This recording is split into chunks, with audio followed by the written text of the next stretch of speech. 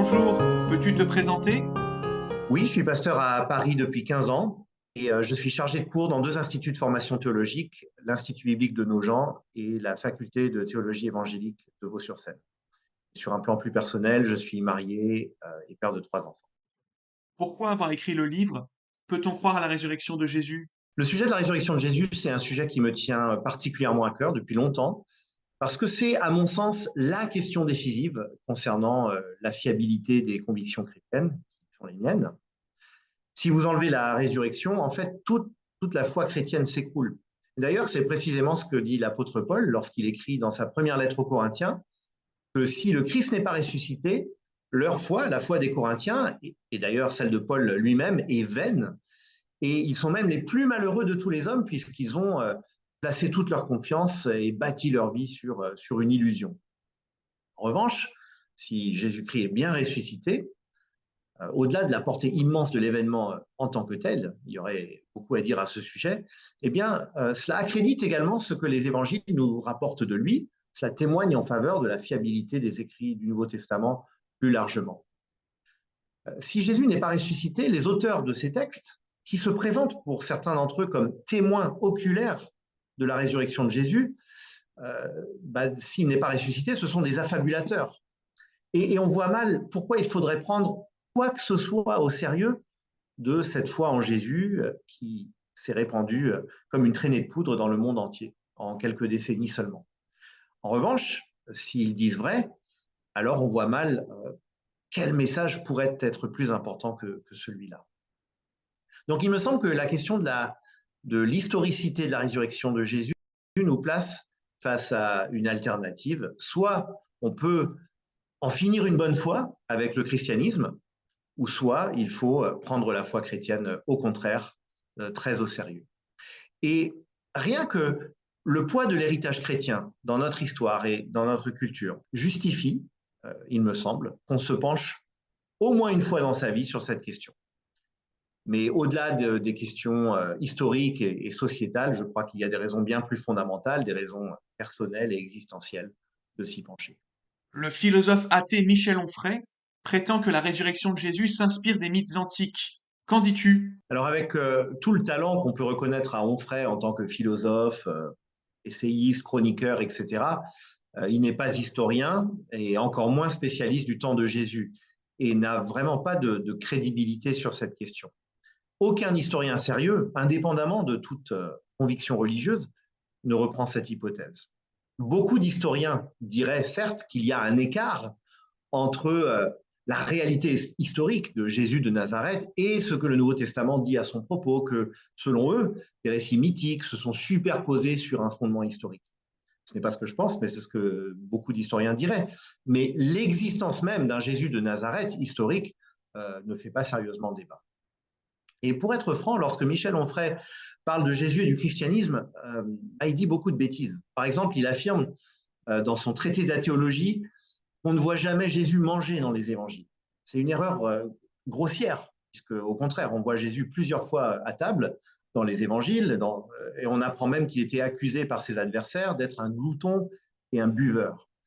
Il suffit de lire quelques pages d'un des 4 évangiles pour démentir cette affirmation.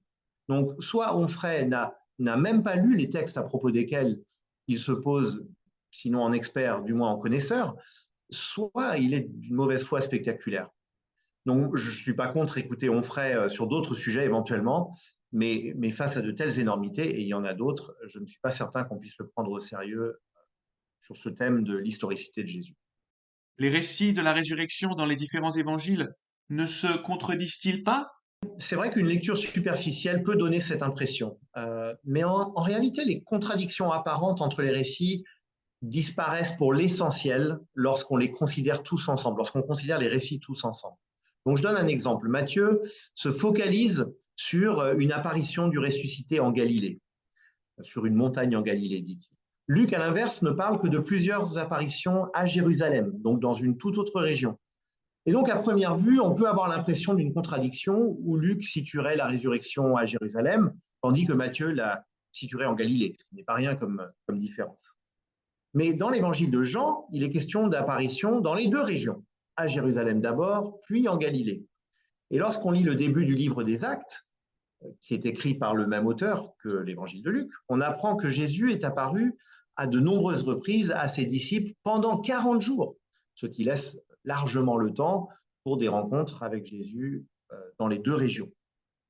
Un autre exemple, Jean, dans son évangile, ne nous parle que d'une seule femme qui a rencontré le ressuscité, Marie de Magdala ou Marie-Madeleine, mais il sous-entend par une petite tournure de phrase qu'elle n'était pas seule.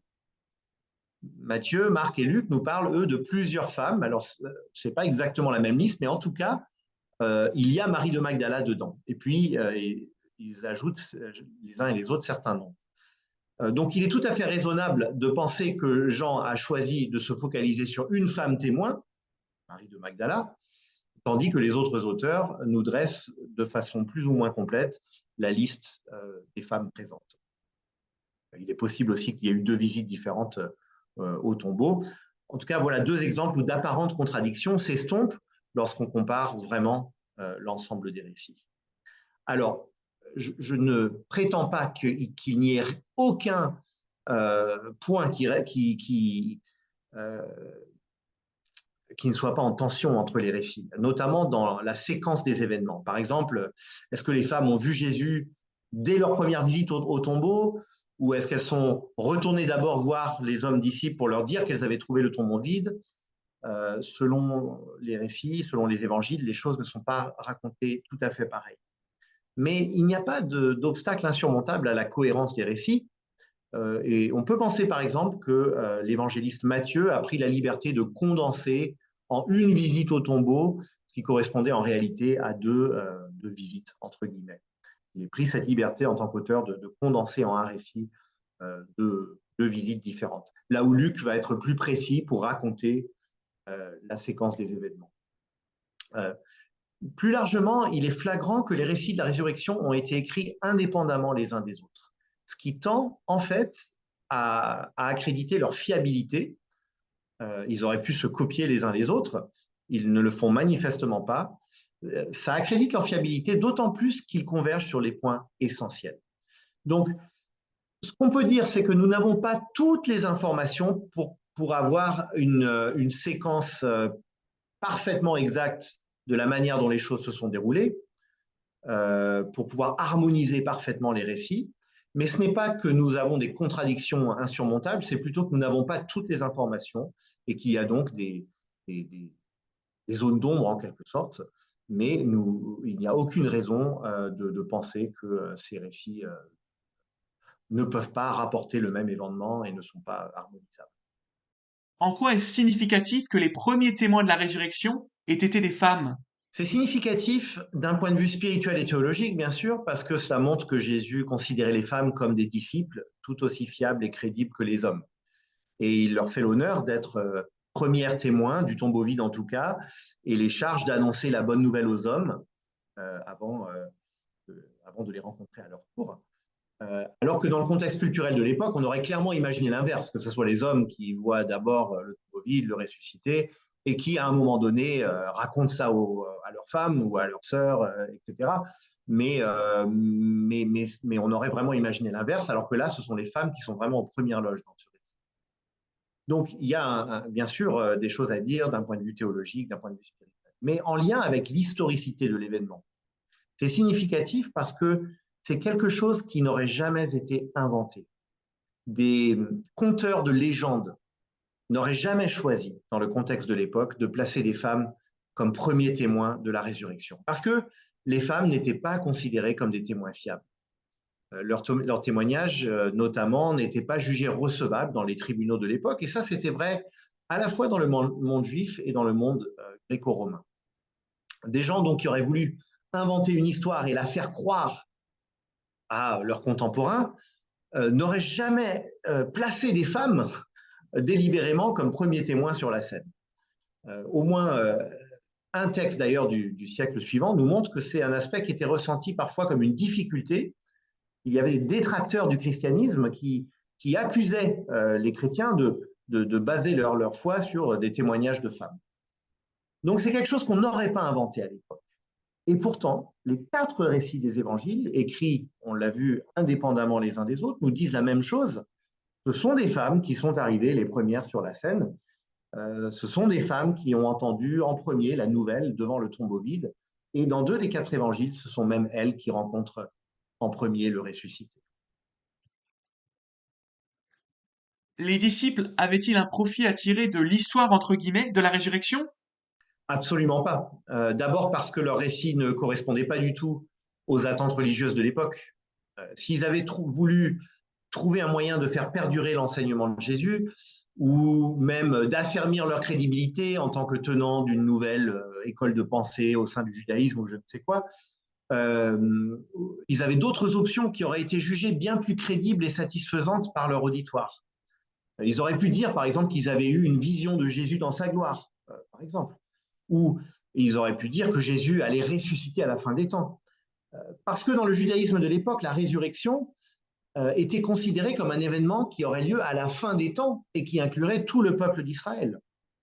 C'est une notion qui était exclusivement liée à la fin de l'histoire.